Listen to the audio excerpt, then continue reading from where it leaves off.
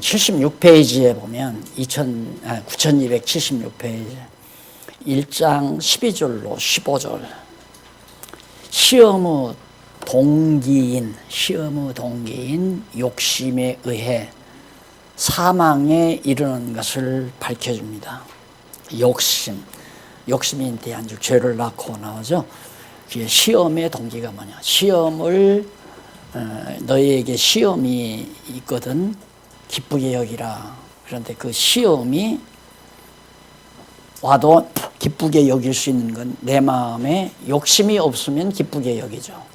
욕심이 있으면 그 욕심이 시험의 동기가 되지는 거고. 그래서 시험을 참는 자는 복이 있도다. 시험을 참는 자는 복이 있도다.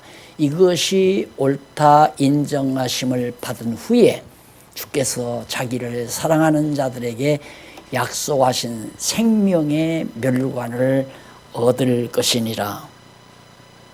자, 이게 이제 시련, 연단의 과정이죠.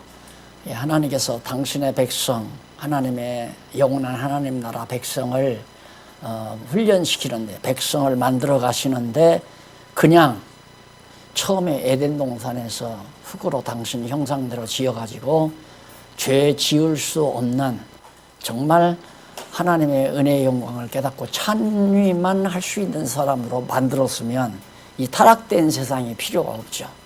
그런데 이 타락된 세상을 훈련장으로 만드신 거죠. 하나님께서 이 훈련장에 보내서 정말 하나님 여호와만을 경외하는 욕심이 없는 그런 하나님의 백성으로서의 모습을 만들어 가시는 과정이 바로 이 저주의 세상이다.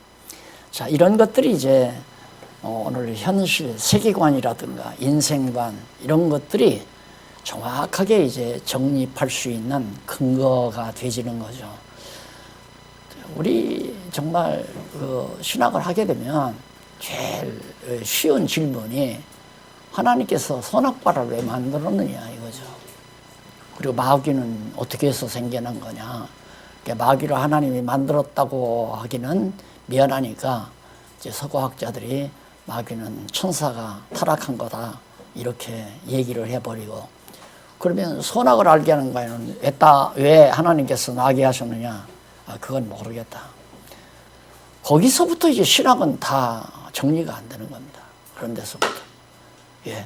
하나님께서 결국 선악을 알게 하는 과일도 시험을 주기 위한 거 아닙니까? 근데 시험을 주는 것이 시험이 나쁜 것이 아니라 결과적으로는 하나님의 영원한 나라의 백성으로 완벽하게 성숙시켜가기 위한 출발점이 시험이죠. 그렇게 에덴 동산의 선악과라는 것이 바로 완벽한 영원한 하나님 나라 백성으로서 완전히 이제 조성하시기 위한 하나님의 놀라운 배려다. 따라서 시험을 만나거든 기쁘게 여기라. 그거 아닙니까? 자, 그래서 그 시험을 참고 견디는 자는 복이 있는데, 그게 왜 복이 있는가? 성령께서 시험이 와도 나로 하여금 말씀의 능력을 통하여 이기게 하니까, 시험을 참고 견디게 하니까 성령이 나와 함께 한다는 확실한 증거죠. 그러니까 우리는 그동안 이제 잘못된 성령 운동에 의해서 성령의 역사를 자꾸 또 나타나는 현상에 우리가 이렇게 집중을 했거든요. 그러다 보니까 떨린다든가, 몸이 뜨겁다든가, 무슨 진동이 온다든가, 방언이 나온다든가, 무슨 환상이 보인다, 이런데 전부 치우쳤단 말입니다. 성령의 역사를. 그게 아니고, 성령의 진정한 역사는 나에게 시험이 왔는데 내가 그걸 참고 견뎌낼 수 있다. 내 의지가 강해서가 그런 게 아닙니다. 내 의지가 강해서 참고 견딘 게 아니라 성령께서 나로 하여금 하나님의 말씀을 통하여 힘을 얻게 만드는 거죠. 말씀의 능력으로. 예수님도 마귀가 와서 너 배고프면 돌로 떡을 만들어 먹으라고 했을 때 예수님에게 생각나는 말씀을 보면 사람이 떡으로만 사는 것이 아니라 하나님의 입으로 나오는 말씀으로 산다고 하는 그 하나님의 말씀의 힘을 얻어가지고 그 말씀으로 마귀를 물리쳤잖아요. 그러니까 우리가 이 세상 살면서 하나님의 말씀이 무기입니다. 모든 걸 바로 세속 세속주의를 배격할 수 있는 강한 무기. 그래서 이 말씀이 우리의 생활 속에 자꾸 기억이 그때그때 기억이 나야. 예를 들면 이제 청년들하고 예를 들어서 여행을 갔다. 우리 학교에서 그런 일이 있었어요. 졸업여행을 제주도로 갔대요. 제주도로 갔는데 학생들이 학장을 갖다가 유혹을 한 거예요. 목사님, 바에 가서 한번 합시다. 한잔하고. 가서 했다는 거예요. 했다는 거 아닙니까? 그러니까 그걸 총장 정도 되면, 학장 정도 되면 자네들이나 가게. 나는 안 가네. 이렇게 했어야 되잖아요. 그런데 학생들이 자꾸 하니까 자기도 그 젊어서 한번 하고 싶었는데 이 기회에 하자 해서 바에 가가지고 맥주 한잔 하고 같이 흔들리고 춤추고 놀았다는 얘기가 나 졸업여행 때 나는 안 갔어요. 졸업여행.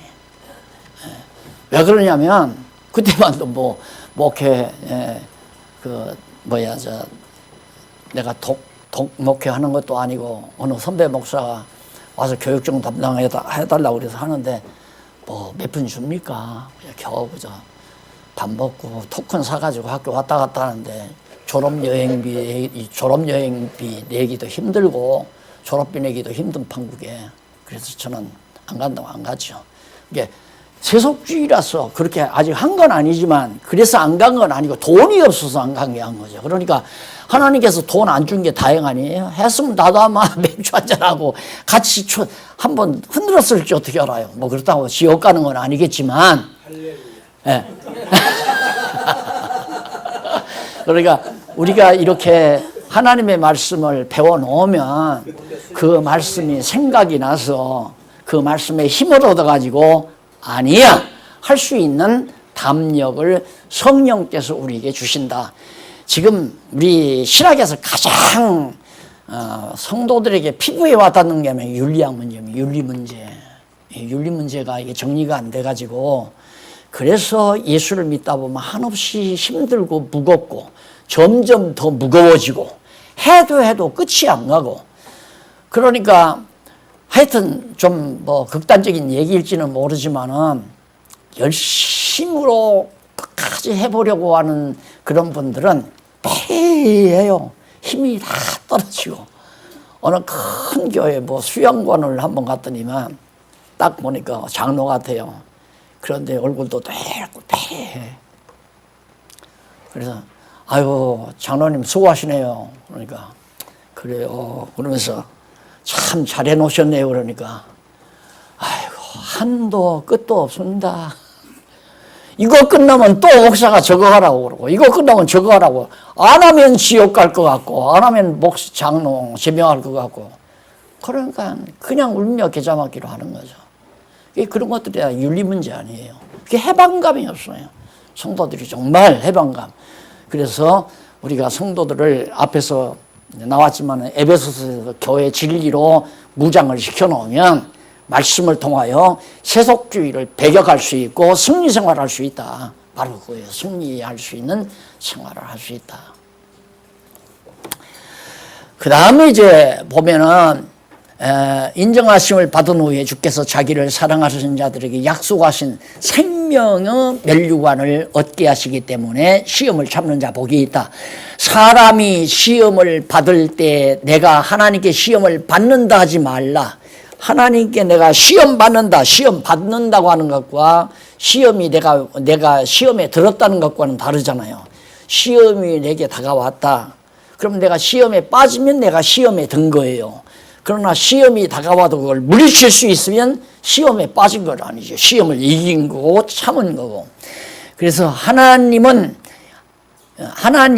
악에게 시험을 받지도 아니하시고 친히 아무도 시험하지 아니하시느니라. 자, 하나님께 시험 받는다고 하지 말라. 하나님이 시험 준 거 아니다. 자, 이것은 과정적인 얘기입니다. 예를 들어서 아브라함에게 내 독자 이삭을 갖다 바쳐라. 그건 하나님께서 아브라함에게 시험을 한 거 아니에요. 근데 여기서 악에게 시험 받지도 않고 하나님은 아무도 시험을 하지 않는다. 그 말은 무슨 얘기냐면 하나님이 시험을 줬을 때에는 반드시 시험에 들게 하지 않냐고 이기게 하신다 그 말이에요. 그런데 악에게 시험을 받는 것은, 그리고 사단에게 시험을 받는 것은 성령이 함께 하시면 시험에 빠져들어 버리는 거죠. 그건 하나님이 주신 시험이 아니에요. 그건 어디서 오는가? 인간의 욕심으로부터 시험이 온다. 그러니까 타락된 육성으로부터 바로 시험이 오는 것이다. 그래서 하나님은 악에게 시험을 받지도 아니하시고 친히 아무도 시험하지 아니하시느니라. 오직 각 사람이 시험을 받는 것은 어떻게? 자기 욕심에 끌려 미혹됨이니 욕심이 잉태한 즉 죄를 낳고 죄가 장성한 즉 사망을 낳느니라. 그러니까 아담에게 처음에 아담과 하와에게 선악을 알게 하는 과일을 만들어 놨잖아요. 그런데 마귀가 뱀이 와서 저걸 먹는 날에는 하나님과 같이 된다고 할 때 욕심이 팍 나와. 야, 하나님과 같이 된다면 얼마나 좋을까. 이게 벌써 이제 시험에 빠져드는 하나의 과정이죠. 그래서 결국 그 마귀의 시험에 뱀의 유혹에 빠져서 선악을 알게 하는 과일을 따먹었듯이 오늘 우리도 명예라든가 황금이라든가 부여라든가 인기라든가 모든 인간의 욕망 기본적으로 우리가 다 있잖아요. 근데 그 욕망을 죽이는 방법은 죽어도 안 죽어요. 죽어도 내 스스로는 죽일 수가 없어요. 욕망을. 그러니까 이게 이제 성령의 능력으로 죽이는데, 성령께서 죽이는데 내가 죽는 거야. 성령께서 하나님의 말씀의 능력을 통하여 죽이게 만들어 놓으셔요. 그래서 욕심이 사라지게 만들고 욕심에서 멀어져 버리게 만들고. 그래, 아까 제가 말씀드린 대로 우리 목회자 목사님들이 나도 그랬지만은 이게 이제 하나님의 말씀으로 무장이 안 되면 성공이 목적 아니에요. 성공, 목회 성공. 거기에 전부 다 매달렸다면서 목회 성공에.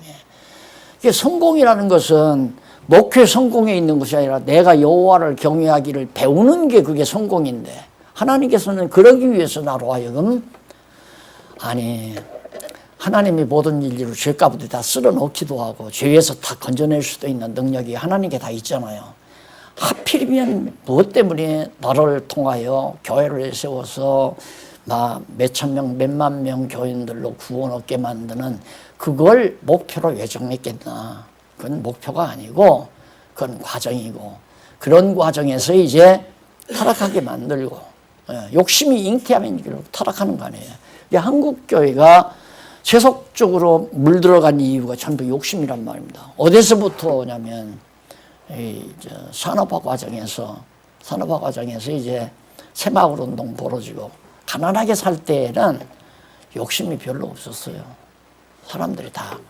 그런데 이게 이제 산업화 과정에서 돈 벌기 시작하니까 욕심이 막 만들어져가지고 교회가 여기저기 서지게 되고 교인들이 많이 모이니까 돈 모이고 그러다 보니까 이제 돈 쪽으로 나가고 명예 쪽으로 나가고 인기 쪽으로 나가고 이런 쪽으로 이제 빠져들다 보니까 교회가 완전히 빗나가게 되지는 거죠.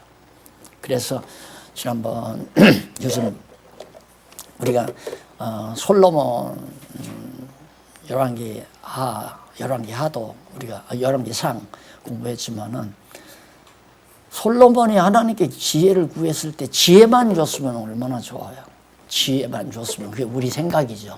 지혜만 줬으면 좋은데 하나님께 돈 주고 건강 주고 영화 주고 주니까, 그래서 이제 솔로몬이 타락하잖아요. 말년에 타락해서 결국 그 결과로 나라가 북이스라엘과 남유다로 갈라지는 비운을 맞게 되는 역사를 결국엔 초래하게 되죠.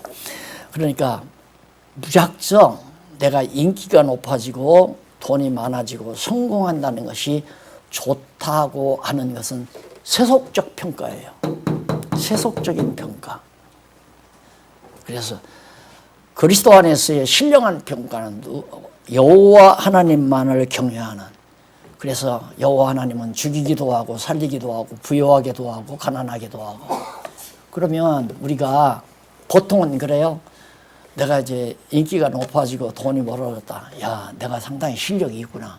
그게 첫 무조건 가지는 우리들이 생겨. 그래 이제 자만심이 생기고 긍지가 생기고, 야, 나 이만하면 동창도 떳떳하게 만날 수 있고, 이만하면 다른 사람들과 어깨를 겨룰 수 있다.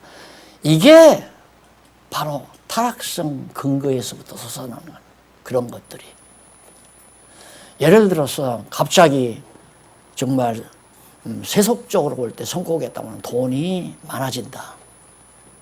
그러면 지혜가 있으면 하나님께서 왜 이렇게 돈을 갑자기 많이 벌게 하시나? 이제 이렇게 가르쳤더니만 성도들이 가끔은 그런 전화를 해요.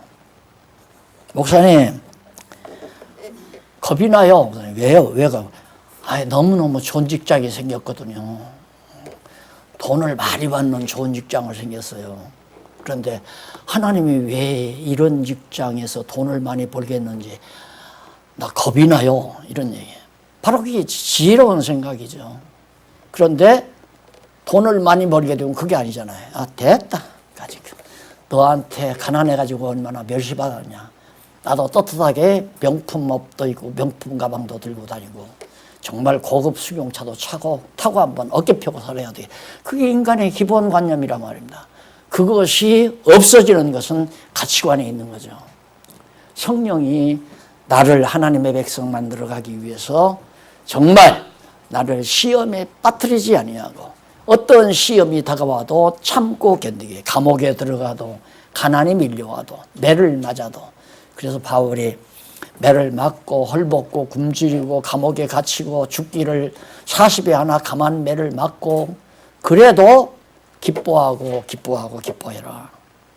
그렇게 말할 수 있는 것이 바울이 잘나서 그런 게 아니에요. 성령께서 그를 완전히 말씀으로 사로잡아 버리니까 감옥에 들어앉아서도 감옥 밖에서 걱정하고 근심하는 성도들을 향해서 기뻐하라고 위로하잖아요. 전혀 세상에서는 짐작이 가지 아니하는 예감할 수 없는 일이죠. 그것이 바로 거듭남의 결과 아니겠어요? 달라진다 이 말이에요. 전혀.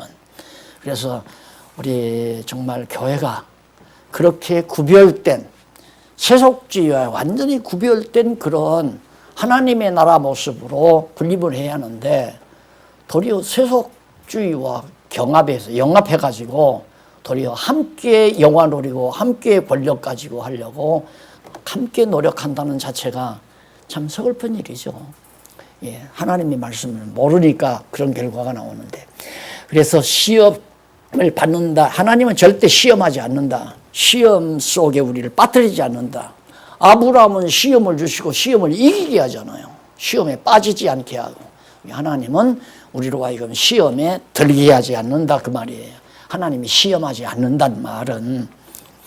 자, 그 다음에 넘어가서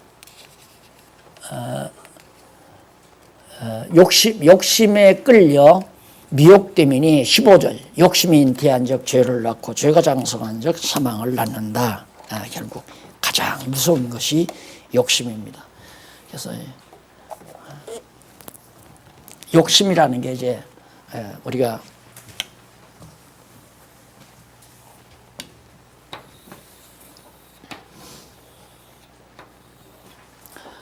영의 소욕 아니에요. 영의 소욕. 이건 육의 소욕이고 육의 소욕인데 문제는 이제 영의 소욕과 육의 소욕 사이에 마음이라는 게 우리 있잖아요. 마음이. 그러니까 내 마음이 영의 소욕 쪽으로 다가가면 육의 소욕은 점점 줄어들죠. 그렇잖아요. 영의 소욕은 점점 커가고 이게 윤리학의 핵심 원리예요. 우리 성도들의 생활의 핵심 원리. 누구나가 다 거듭나고 중생한 자에게는 영으로 났으니까 영이 있잖아요. 근데 영이 이렇게 조그마면 육신의 소욕이 이렇게 크단 말입니다. 그럴 거 아니에요. 육신의 소욕이 이만해. 영의 소욕은 이만밖에 안 하고 조그맣고 이렇게 조그맣고. 이럴 때는 안 믿는 사람이나 똑같아요. 모든 생활에 똑같이. 직장 가면 직장 동료들하고 가서 맥주 마시고 캐바레 가서 춤추고 똑같아요. 그런다고 해서 지옥 가느냐? 그건 아니에요. 그건 뭐 그런다고 해서 지옥 이만하면은 아유 그렇게 목사님 그렇게 가르치지 말라고. 그러면 교인들 다 캐바라. 그것도 모르는 소리예요. 성령께서 그렇게 되게 하시지 않아요. 그러면 키워간다는 것이 어떻게 키워가느냐. 키워간다는 건 귀를 열어서 하나님의 말씀을 듣고 깨닫게 만든다. 예, 말씀으로 무장하게 만든다. 그렇게 해서 영의 소욕 따라 영이 이렇게 쭉 자라나잖아요. 이만큼.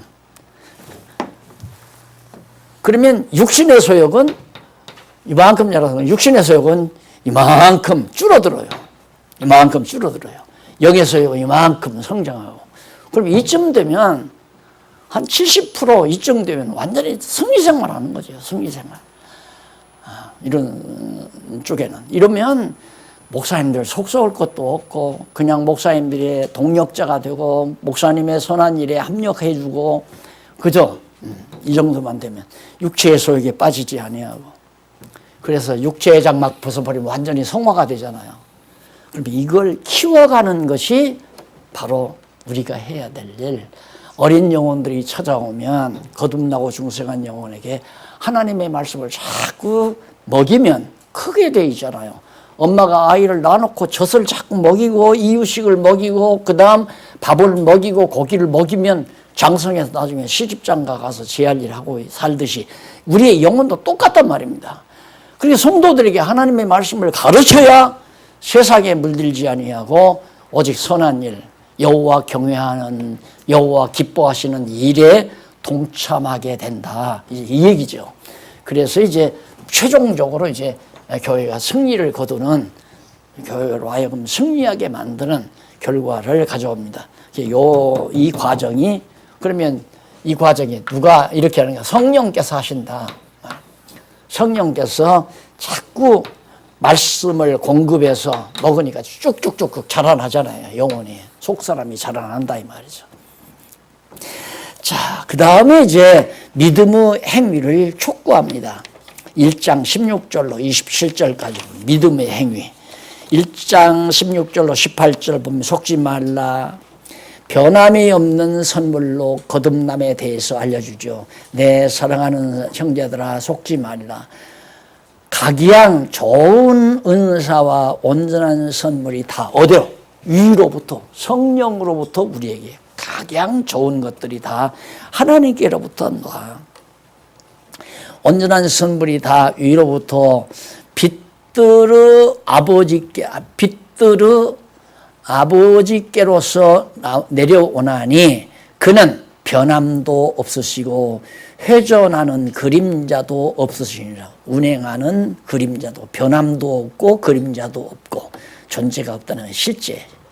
그가 그 조물 중에 그가 지으신 모든 만물 중에 우리로 한 천열매가 되게 하시고 우리들로 하여금 이렇게 새로운 생명의 씨를 거두어서 성장해가지고 천열매가 누가? 하나님께서.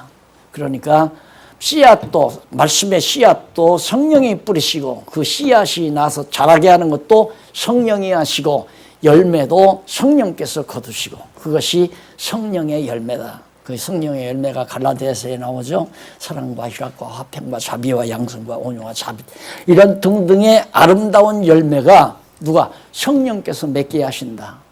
이게 기독교 윤리의 기본 원리, 가장 기초적인 기본 원리라고 우리가 받아들일 수밖에 없는 거죠. 그래서 그 중에 우리로 한 천열매가 되게 하시려고 자기의 뜻을 쫓아 진리의 말씀으로 우리를 낳으셨느니라. 거듭나고 중생하게. 여기다 씨앗을 딱 뿌리니까 그 다음 뿌리가 쭉 뻗어요. 이렇게. 뿌리가 뻗은 만큼 이제 이게 자라나잖아요. 쭉쭉. 이 뿌리가 뻗어 다 부패하고 썩어진 육체의 모든 욕망을 걸음 삼아서 맞아, 이거는 아니야, 이거야, 이것은 오라, 오라, 이것은 아니야, 아니야, 오라. 자, 이 아닌 것, 부패하고 썩어진 육체의 모든 이런 모든 것들을 썩어진 데서 그러니까 두엄더미에 배추포기 씨알 하나, 조그만 씨알 하나 떨어져 버리면 두엄더미에 썩어진 것들을 전부 썩은 것을 썩지 아니할 것으로 변화시켜서 배추포기로 아주 아람들이 배추포기로 자라게 하는 것처럼 부패하고 썩어진 인간의 모든 육체의 더러운 것들을 다 아닌 것들을 옳은 것으로 바꿔가는 것. 이것이 말씀의 씨에 의해서 성령의 능력으로 이루어 가신다. 누구를? 당신의 택한 백성들을. 그래서 그는 진리의 말씀으로 우리를 낳으셨다. 말씀으로 낳는다. 그러니까 거듭나고 중생하는 것도 하나님의 살아있는 말씀으로 나게 하신다. 그 다음 19절로 21절 알린 바처럼 마음의 도를 온유함으로 받을 것을 촉구합니다. 이게 받으라! 그렇게 촉구한다고 해서 내가 받고 안 받는 게 아니라 촉구하게 해서 하나님이 받아들이게 하신다 이 말이에요. 이게 참 여기에서 오해가 참 많은 거예요. 이런 데서 하나님의 말씀은 말씀 자체가 그 능력을 가지고 있는데 하나님이 명령하시면 명령 자체가 그 명령대로 이루어 가시는 거란 말입니다. 그런데 하나님의 말씀을 내가 받아서 하나님의 말씀대로 이루려고 하는 인본주의적 사고방식이 신학을 완전히 빗나가게 만들고 함정에 빠뜨린 거죠. 서구신학은 완전히 함몰됐어요. 빠져버렸어요. 해결이 안 나. 그 확인했다고 지난번 말씀드리잖아요. 제가 제네바에 가서 칼빈 신학대학에 가서 교수들 한 서너 분하고 토론, 하나님의 주권과 인간 자유의지 이 문제 토론하니까 솔직히 얘기하더라고요. 한계입니다. 그것이 서구신학의 한계라. 없다 이 말이에요. 해결할 길이 없다 이거예요. 그 너무너무 간단하잖아요. 성령이 공연히 뭐 폼으로 온 게 아니거든요. 그동안 성령이 와서 막 발발 떨게 만들고 이상한 소리, 오랑캐 소리 막 하게 만들고 환상 보게 만들고 병이나 낫게 하는 거고 이렇게만 한국 교회에 지금 만연이 되다 보니까 교회가 혼란에 빠져버리고 말하잖아요.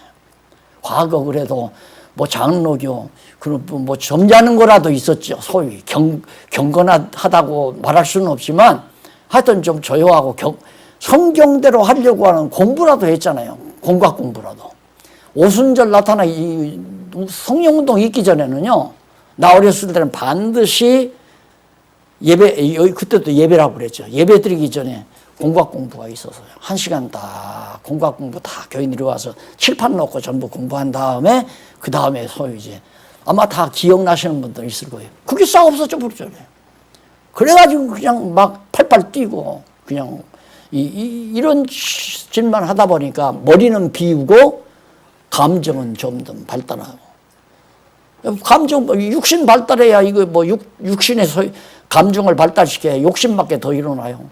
남보다 더 축복 많이 받고, 은혜 많이 받고. 주시는 애도 엄청난데, 그냥 주시옵소서가 첫째 아니에요. 그냥 기도할 때만. 주시옵소서. 막 누르고, 흔들고, 충만. 이런 식으로.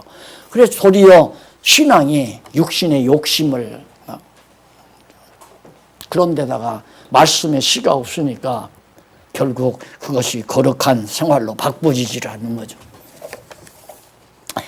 그래서 거기 너희가 알거니와 사람마다 듣기는 속히 하고 말하기는 더디하며 성내기도 더디하라. 듣기는 좀 하나님의 말씀을 빨리빨리 들어라. 듣고 깨닫고 그리고는 말은 천천히 해라. 자기 말. 왜? 실수가 많으니까. 그리고 성내지 말아라. 이거 육신의 감정이니까 성낸다고 하는 것은. 그래서 사람의 성내는 것이 하나님의 의를 이루지 못합니다. 화내고 성내고 큰 소리 치고 이거 절대 하나님의 의를 이루지 못한다. 그러므로 모든 더러운 것과 넘치는 악을 내어버리고 능히 너희 영혼을 구원할 마음에 심긴 도를 온유함으로 받으라. 하나님의 말씀은 마음이 부드러운 자, 그게 옥토밭이죠. 부드러운 마음이 부드럽다고 하는 것은 옥토밭을 말합니다. 그냥 마음이 굳어버리고 막 자만심이 차있고 오만방자하고 자존심에 완전히 사로잡혀 있는 사람 하나님의 말씀 안 받아요. 절대 안 받아요.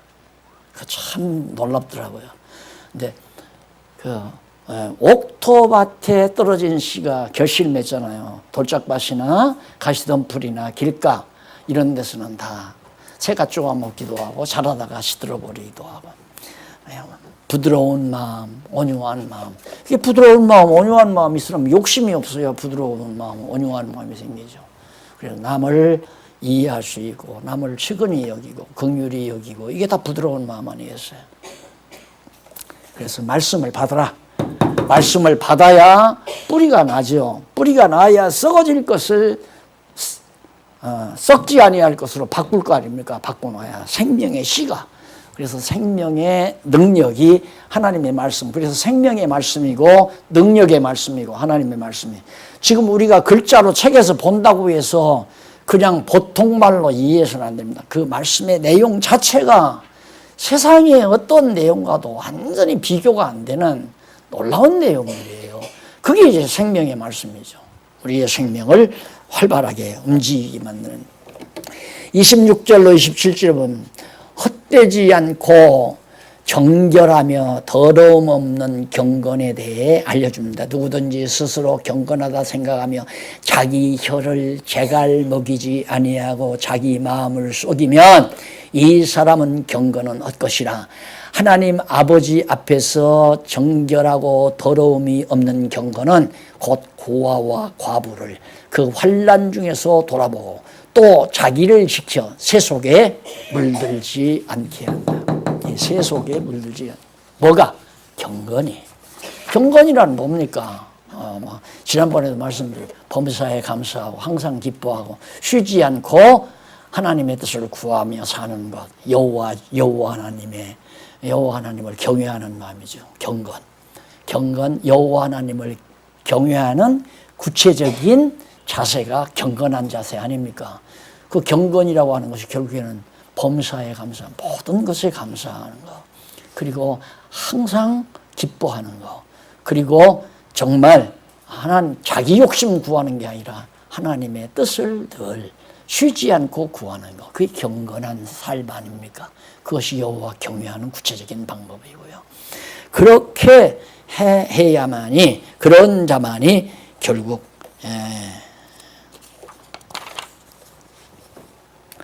환난 중에 돌아오고, 그런 자들은 항상 약한 자, 고아와 과부, 힘없는 자, 그들을 긍휼히 여기고 불쌍히 여기고, 그리고 자기를 지켜 새 속에 합류하지 아니하는, 세상이 다 그렇게 산다 할지라도 여호와 중심의 생각을 나는 가지고 산다고 하는 뚜렷한 목표의식을 가지고 살아가는, 그래야 새 속을 물리칠 수 있다. 새 속에 물들어가지 않을 수 있다.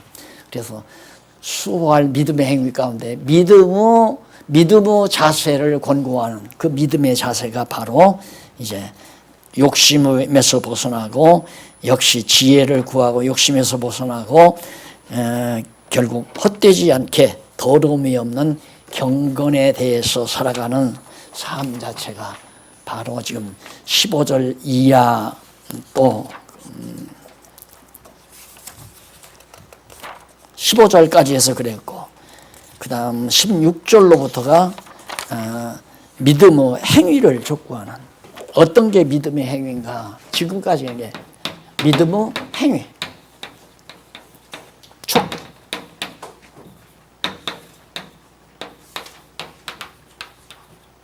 16절로부터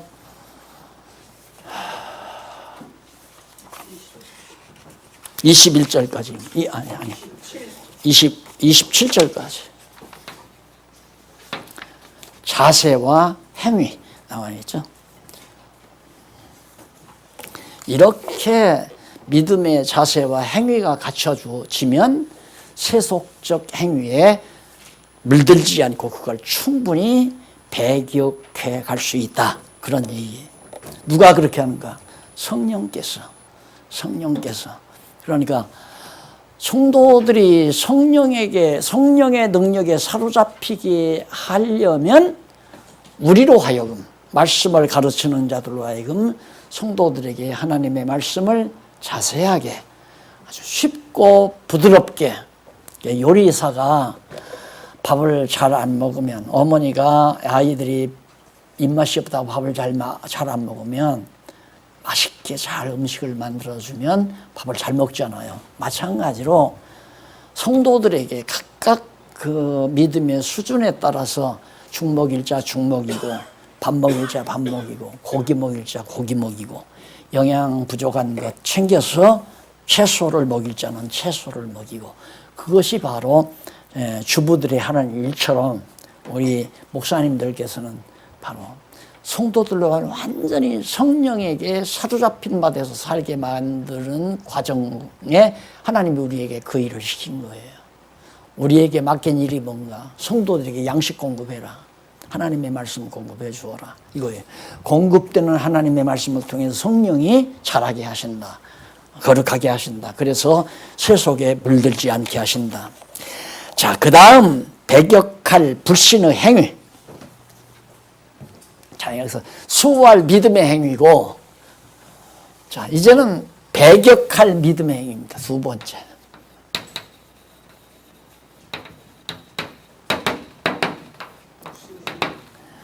배격할 믿음의 행위. 이것은 불신의 행위. 배격할 불신의 행위. 죄송합니다.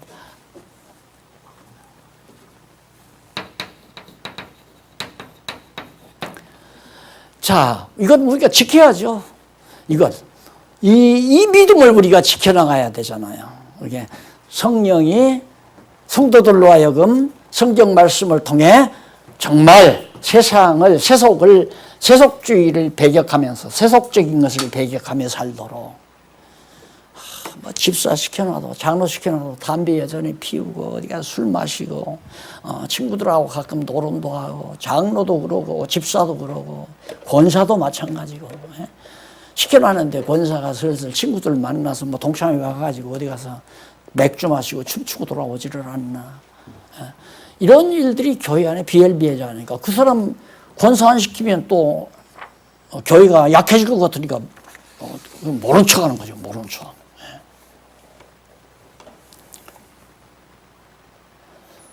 참 그래서 이게 어디서부터 어떻게 잘못됐나 이걸 찾는다는 것은 일반적으로는 어려워요. 그러나 야고보서가 우리에게 너무 잘해주잖아요. 성령께서 해나가시는데 우선 교회가 부패하게 하려면 하나님의 말씀을 전하는 자들로 하여금 그냥 완전히 잡탕 어디 미군 부대에서 나온 뭐라 찍찍꽃기 갖다가 해서 먹이듯이 그러니까 먹고 배탈 나고 먹고 맛이 없으니까 안 먹으려고 그러고 먹이려고 하면 잠이나 술술 오고 이제 이 짓 하니까 그냥 뭐 만담도 해야 되고 연예인 불러다가 그냥 뭐 노래도 시켜야 되고 우스갯소리도 해야 되고 이런 식으로 오물오물해서 한 시간씩 때우시니까 크지를 않는다 이 말이에요. 다 삐삐 영혼이 말라가지고 영혼이 메마르니까 자연히 육체의 소욕 따라서 세속적 행위가 즐겁잖아요. 그러니까 교회 올 때는 그래도 거룩한 척 하지만은 나머지 시간은 그냥 나가서 안 믿는 사람이랑 똑같이 예수 믿는다는 말 하지도 않아요. 안 믿는 척하고 같이 그냥. 이러니까 교회가 무장이 안 되는 거죠. 배격할 불신의 행위가 믿지 않는 행위가 뭔가 불신의 행위를 경계하는 거 우선.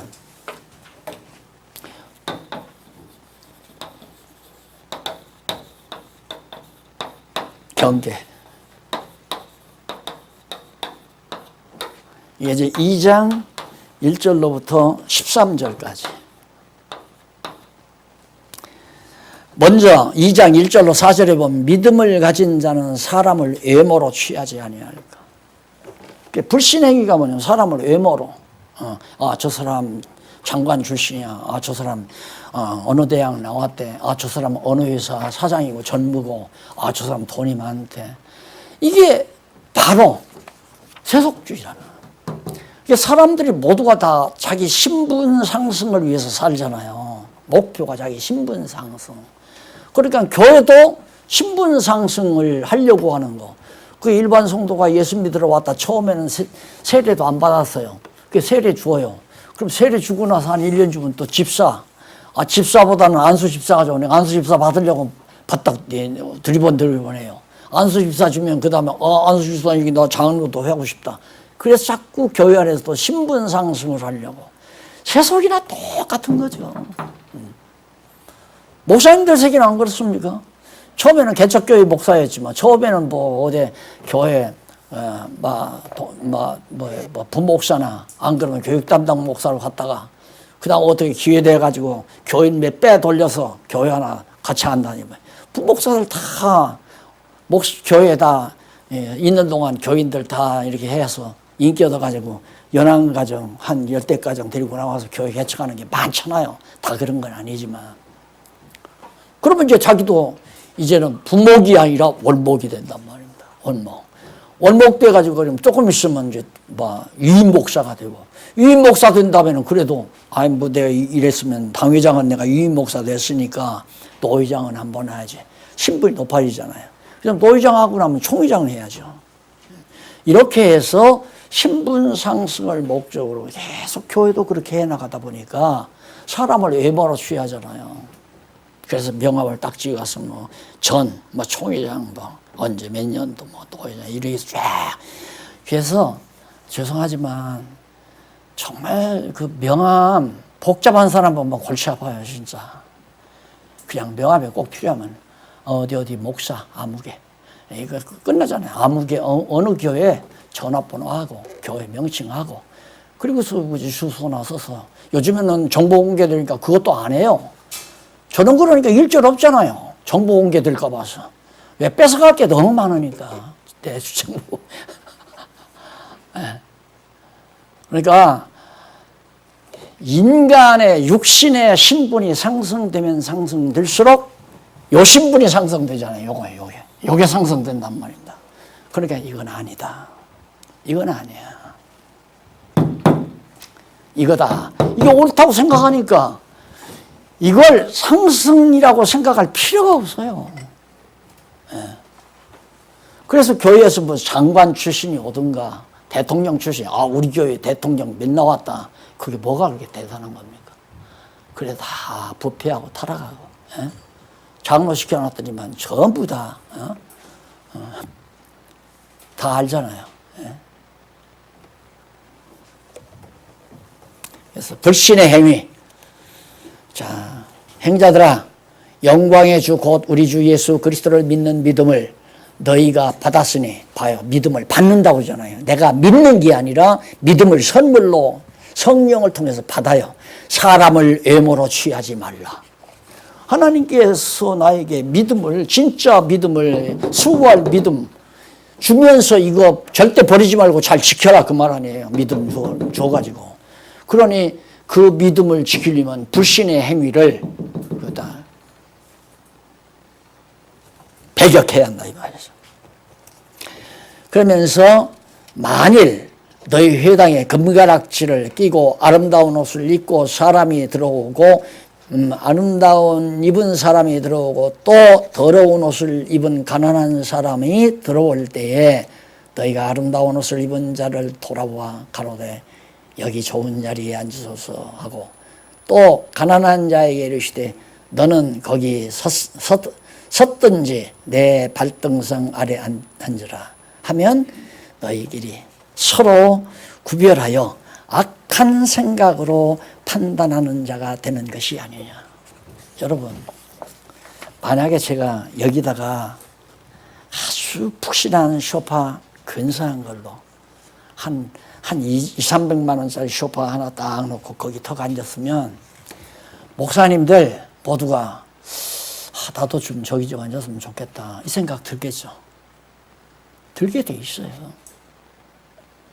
그러니까 아베가 그랬다고 하잖아요. 아베가 조금 마음대로 오는 사람 오면 저하고 똑같은 의자 놓고 저가 아니라 자기하고 똑같이 의자 놓고 우리 한국에서 가니까 조금 낮춘 의자 놓고 이놈의 자리가 사람을 망쳐요.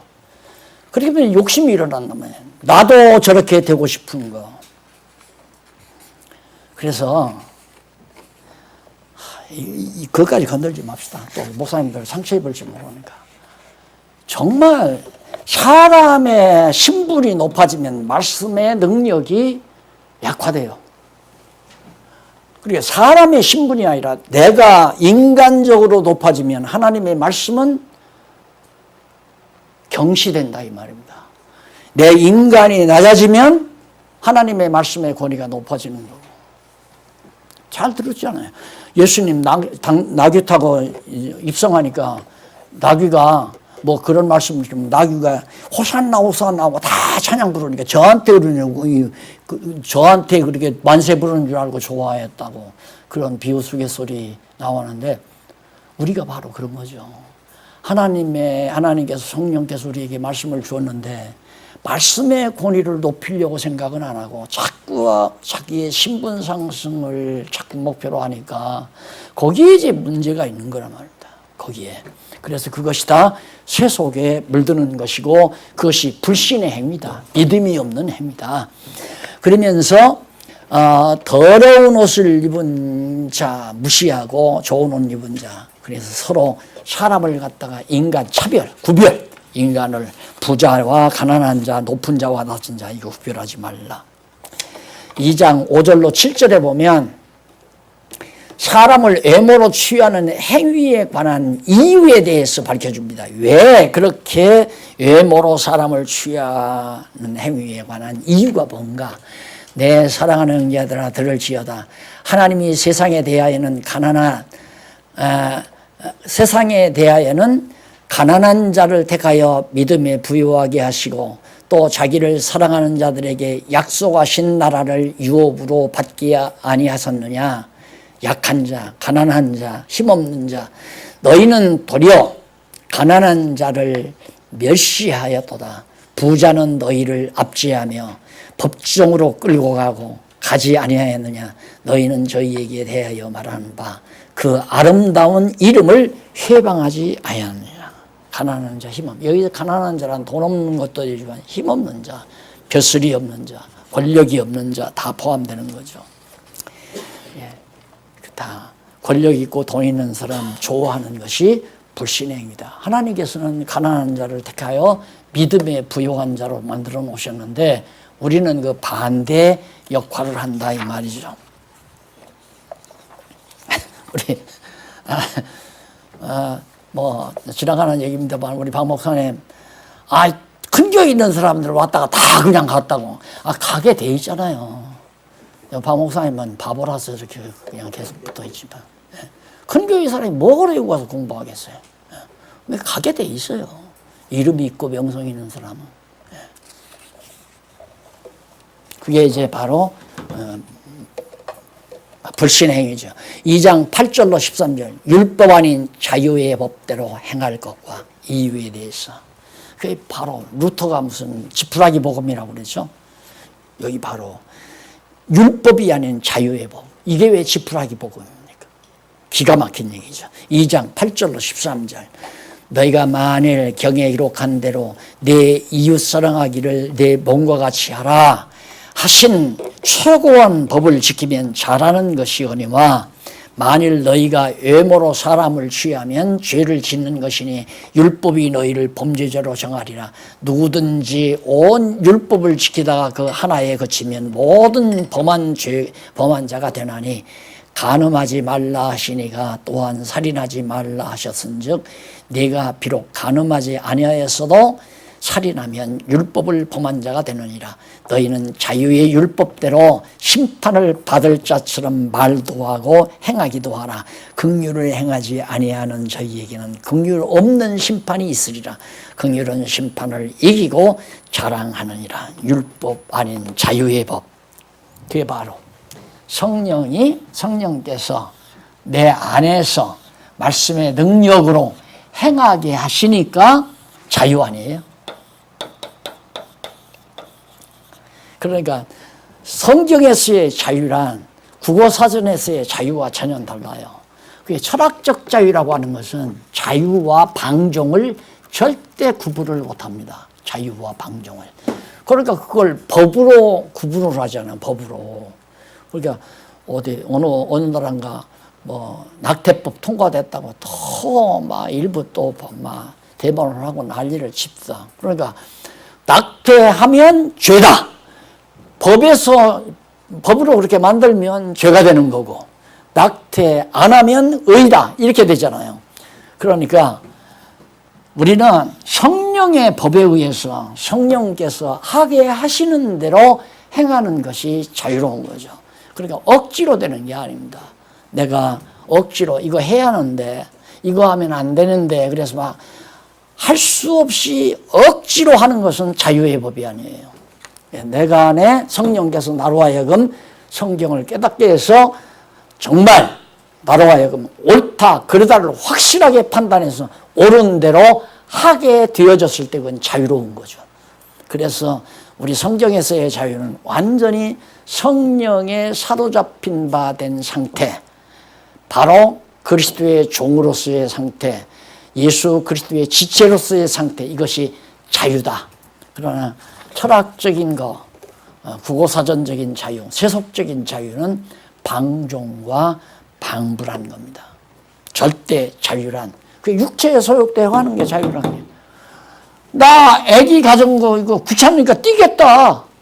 왜? 육체의 욕망을 위해서, 내 육신에 좀 편안하기 위해서 나 새끼 낳았어도 그 새끼 잉태해서 나 떼버리겠다. 그걸 법으로 정해서 자유롭게 떼도록 하는 거예요. 이걸 자유라고 생각하면 안 된다. 그러니까 이게 성경은 개념 자체가 완전히 세속적인 것과 완전히 달라요. 그래서 진정한 참 자유는 하나님의 말씀에 완전히 사로잡혀서 살아가는 삶, 이것이 진정한 자유다. 그래서 결국 사람을 외모로 취하는 이유가 하나님이 세상에 대하여는 가난한 자를 택하사 믿음에 부유하게 하시고 자기를 사랑하는 자에게 약속하신 나라를 유업으로 받게 하셨느냐. 너희는 도리어 반대로 세상에 외모로 택해서 그를 대우한다. 그래서 아름다운 이름을 해방하지 아니하였느냐. 하나님이 가난한 자를 택하서 부유케 하시는 율법의 자유, 8절로 13절, 여기도 제가 바람에 넘어가 버렸네요. 자, 행할 거 이유에 대해서 말을 하는데, 자, 아까도 말씀드렸죠. 예수 그리스도의 지체가 되어버리면 내 마음속에 소원이 온다고 그랬잖아요. 머리가 내 지체에게 백목을 들고 세속이라고 써라. 머리가 이 지체에게 신경을 전달하니까 세속이라고 썼잖아요. 이거 억압당하는 일이 하나도 없죠. 마찬가지로 우리가 완전히 성령으로 말미암아 그리스도의 지체가 되면 진짜 자유로운 사람입니다. 진짜 자유가 무엇인지를 아는 분. 그래서 아마 저한테 사인 부탁해서 받으신 분은 진리 자유라고 그랬죠. 진리를 알면 정말 아무 것에도 제약받지 않는 거예요. 하고 싶은 대로, 그냥 소원 주시는 대로. 자, 그 다음 이제 두 번째가 무익한 믿음을 경계하는 내용입니다. 무익한 믿음을. 여기서 첫 번째, 두 번째.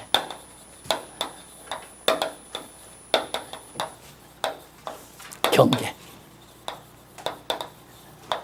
그것이 2장 14절로부터 26절까지. 진도가 참 안 나가네요.